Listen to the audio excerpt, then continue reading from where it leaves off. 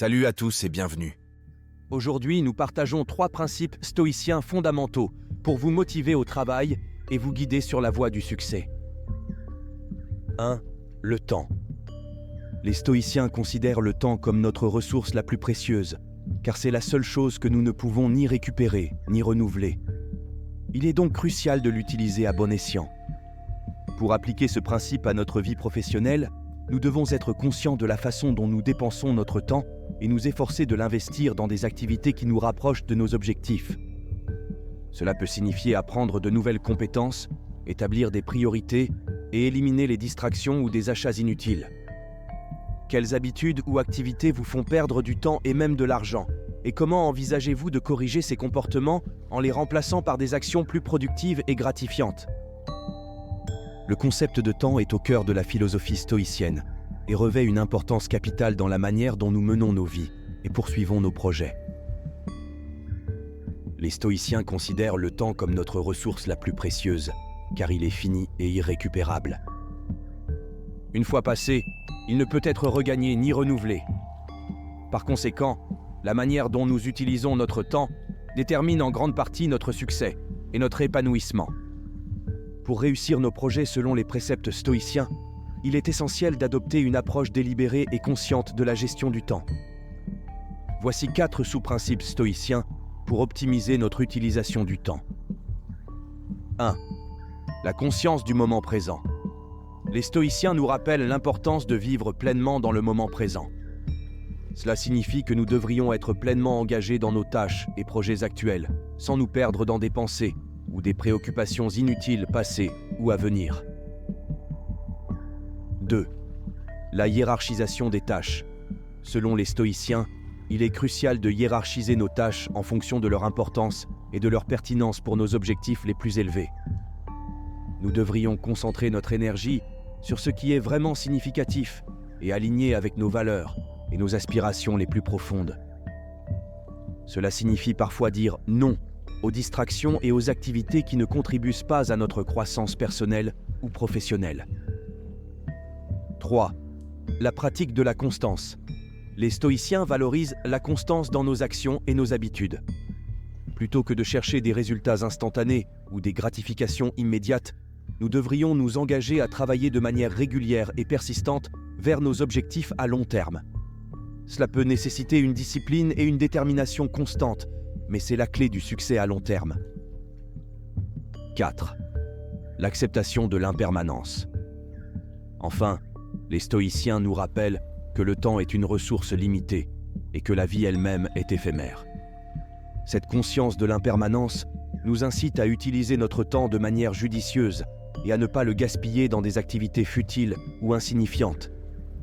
Nous devrions être reconnaissants pour chaque instant que nous avons et chercher à en tirer le meilleur parti en poursuivant des projets et des activités qui donnent un sens à notre vie. Permettez-moi de partager une histoire vraie qui illustre bien l'importance de la gestion du temps chez Benjamin Franklin, l'un des pères fondateurs des États-Unis et un homme aux multiples talents. Franklin était un inventeur, un écrivain, un éditeur, un scientifique, un diplomate et un homme d'État, et il attribuait une grande partie de son succès à sa capacité à gérer efficacement son temps. Franklin a développé un système de gestion du temps appelé l'emploi du temps, qui consistait en un tableau divisé en cases représentant les heures de la journée. Chaque case était réservée à une activité spécifique, comme le travail, la lecture, l'exercice physique ou les repas. Franklin s'efforçait de suivre ce plan rigoureusement et de consacrer son temps à des activités productives et enrichissantes. L'une des pratiques les plus remarquables de Franklin en matière de gestion du temps était sa question du matin et sa question du soir. Chaque matin, il se demandait « Quel bien vais-je faire aujourd'hui ?» Et chaque soir, il se demandait « Quel bien ai-je fait aujourd'hui ?» Cette pratique l'aidait à rester concentré sur ses objectifs et à évaluer sa progression quotidienne. Franklin croyait fermement que le temps était une ressource précieuse et limitée, et il s'efforçait de l'utiliser à bon escient. Sa capacité à gérer son temps de manière efficace et à se concentrer sur des activités productives a grandement contribué à son succès dans de nombreux domaines.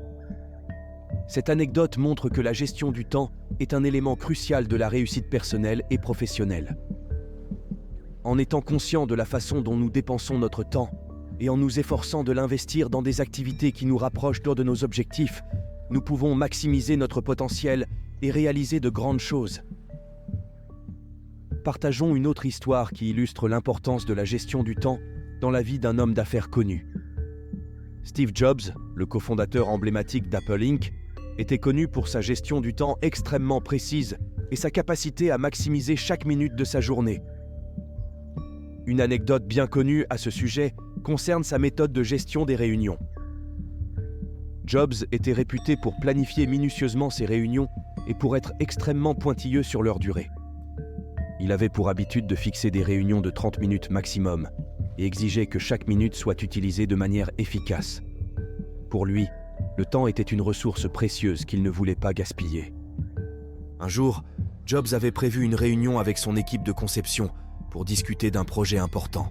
Lorsque les membres de l'équipe sont arrivés en retard à la réunion, Jobs a décidé de les faire attendre à l'extérieur de la salle de réunion pendant quelques minutes pour compenser le temps perdu. Cette action a clairement démontré l'importance qu'il accordait à la ponctualité et à la gestion efficace du temps. Grâce à sa discipline et à sa rigueur dans la gestion du temps, Jobs a pu maximiser sa productivité et son efficacité, ce qui a contribué en grande partie au succès d'Apple en tant qu'entreprise innovante et prospère. Cette anecdote met en lumière l'importance cruciale de la gestion du temps dans la réussite. En valorisant chaque minute et en veillant à ce qu'elle soit utilisée de manière judicieuse et efficace, nous pouvons augmenter notre productivité, atteindre nos objectifs et réaliser notre plein potentiel. L'exemple de Steve Jobs nous rappelle que même les plus grands visionnaires et leaders doivent gérer leur temps avec soin pour réussir dans leurs affaires.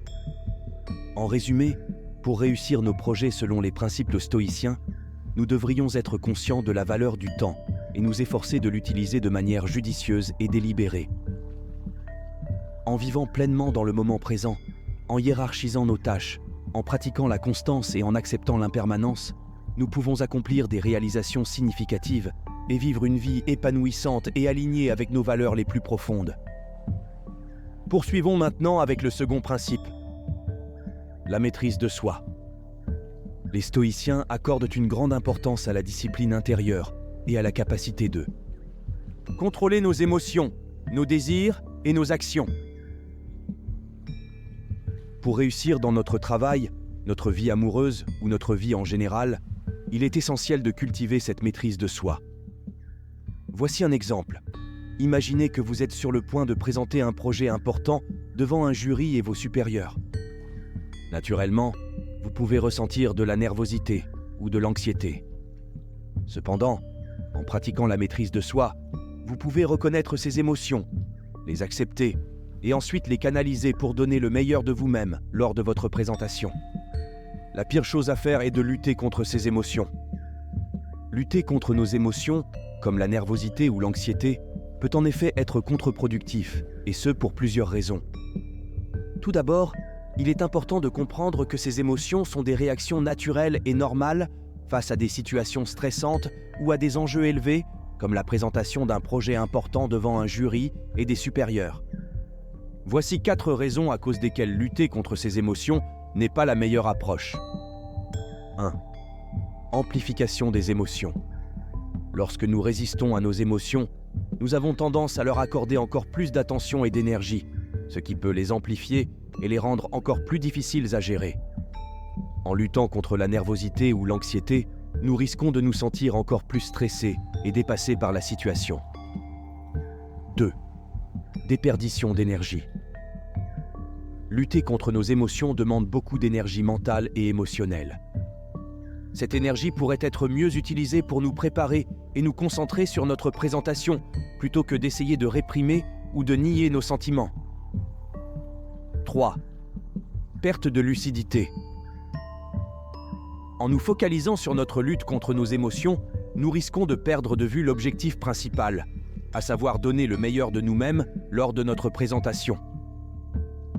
Cette perte de lucidité peut nuire à notre performance et à notre capacité à nous adapter aux imprévus ou aux questions du jury. 4. Impact négatif sur la confiance en soi. Lorsque nous luttons contre nos émotions, nous pouvons également remettre en question notre capacité à faire face à la situation et à gérer nos sentiments. Cela peut miner notre confiance en nous et nous rendre encore plus vulnérables au stress et à l'anxiété. Au lieu de lutter contre nos émotions, la philosophie stoïcienne nous enseigne à les accepter et à les canaliser de manière constructive. En reconnaissant et en acceptant notre nervosité ou notre anxiété, nous pouvons prendre du recul et nous concentrer sur ce que nous pouvons contrôler, comme notre préparation et notre état d'esprit. Cela nous permet de transformer ces émotions en énergie positive et de donner le meilleur de nous-mêmes lors de notre présentation.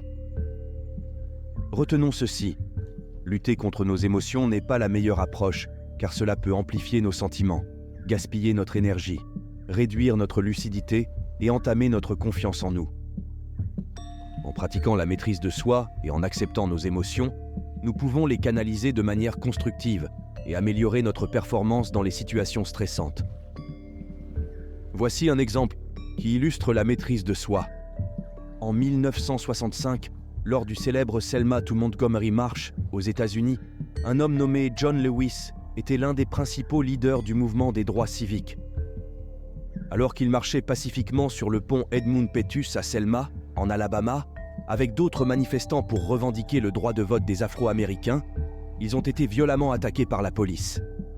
Malgré les provocations et la violence qui leur étaient infligées, John Lewis et les autres marcheurs ont choisi de maintenir leur calme et leur non-violence. Ils n'ont pas répondu à la brutalité par la violence, mais ont plutôt continué à marcher avec dignité et détermination. Cette manifestation pacifique a attiré l'attention nationale et internationale sur les injustices subies par les Afro-Américains dans le sud des États-Unis et a contribué à l'adoption du Voting Rights Act de 1965, qui a éliminé de nombreux obstacles au vote des minorités. L'histoire de John Lewis et des marcheurs de Selma illustre clairement la maîtrise de soi dans des situations extrêmement difficiles. Malgré les provocations et la violence, ils ont choisi de répondre avec dignité et non-violence, démontrant ainsi un niveau élevé de maîtrise de soi et de contrôle émotionnel. Cette capacité à rester calme et centré dans des moments de tension extrême a été essentielle pour leur succès dans la lutte pour leurs droits civiques. Cette histoire nous rappelle l'importance de la maîtrise de soi dans la poursuite de causes justes et dans la résolution de conflits. En cultivant la capacité à contrôler nos émotions et à maintenir notre calme même dans des situations stressantes, nous pouvons agir de manière réfléchie et efficace pour promouvoir le changement positif dans le monde. Quelle situation récente vous vient à l'esprit où vous avez fait preuve de maîtrise de soi? Et comment cette capacité vous a-t-elle aidé à surmonter un défi ou à atteindre un objectif? Pour terminer, explorons le troisième et dernier principe. L'acceptation du destin. Amor fati. L'acceptation du destin, ou amor fati en latin, signifie aimer son destin. Les stoïciens croient que l'univers est régi par une raison universelle et que tout ce qui nous arrive est le résultat d'un enchaînement de causes et de conséquences. Alors, comment pouvons-nous appliquer ce concept à notre vie professionnelle et personnelle?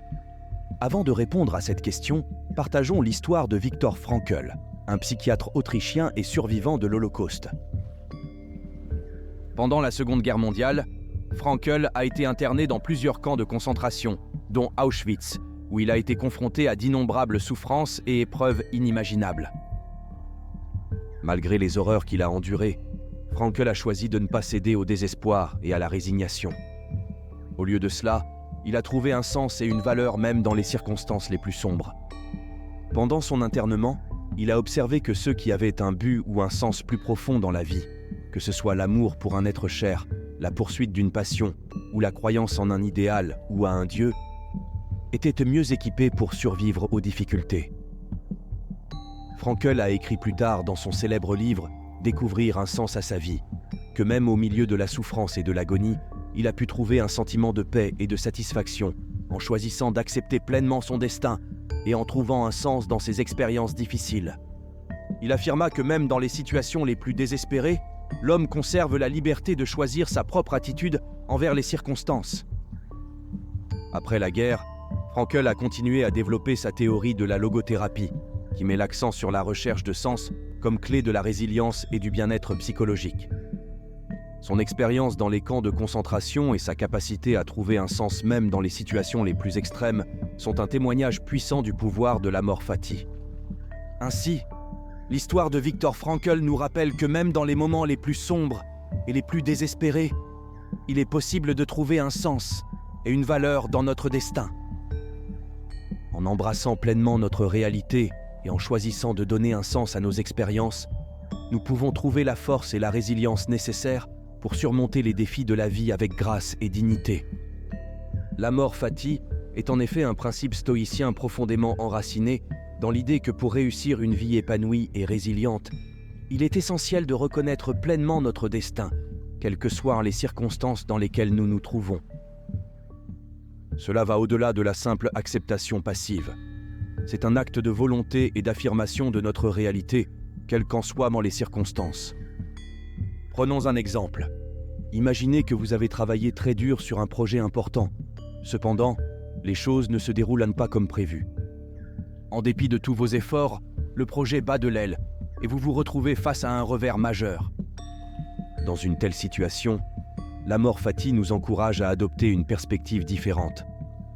Plutôt que de céder à la frustration et au découragement, vous pourriez choisir de voir cette expérience comme une opportunité d'apprentissage et de croissance. Peut-être que cette défaite vous a permis de découvrir de nouvelles façons de faire les choses ou de vous rendre compte de vos propres limites et faiblesses. Peut-être que cela vous a donné l'occasion de réévaluer vos objectifs et de prendre de nouvelles directions. En acceptant pleinement votre situation, vous pouvez trouver la force de continuer à avancer malgré l'échec apparent.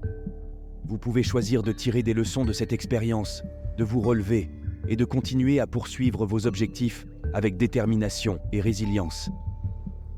En fin de compte, l'amor fati nous enseigne que même dans les moments les plus difficiles, il y a toujours quelque chose à apprendre et à tirer de chaque expérience, si nous choisissons de l'accepter avec gratitude et détermination.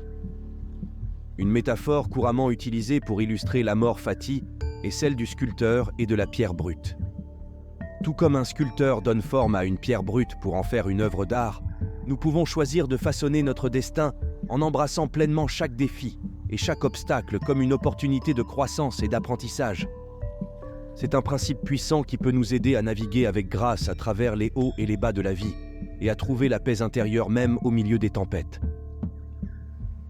En conclusion, les principes stoïciens de la valorisation de notre temps, de la maîtrise de soi et l'acceptation du destin, amor fati, sont autant de clés pour réussir tant sur le plan professionnel que personnel. La philosophie stoïcienne est un mode de vie et une pratique quotidienne qui, lorsqu'elle est appliquée avec diligence, peut nous aider à progresser sur la voie du succès et de l'épanouissement personnel. N'oublions pas que chaque jour offre de nouvelles opportunités d'apprentissage et d'amélioration en mettant en pratique ces précieux principes. Comment pourriez-vous tirer des leçons de ces expériences et utiliser cette sagesse pour vous aider à avancer vers vos objectifs avec une nouvelle détermination ? Vous pouvez partager vos réflexions et expériences dans les commentaires ou écrire un merci pour nous dire que vous avez suivi la vidéo jusqu'à la fin. C'est en échangeant ensemble que nous faisons progresser notre développement personnel et notre compréhension de la sagesse. Pensez à liker la vidéo et à vous abonner à notre chaîne pour ne pas rater nos futures vidéos inspirantes si ce n'est encore fait. Merci pour votre écoute et votre soutien. À très bientôt pour de nouvelles aventures stoïciennes.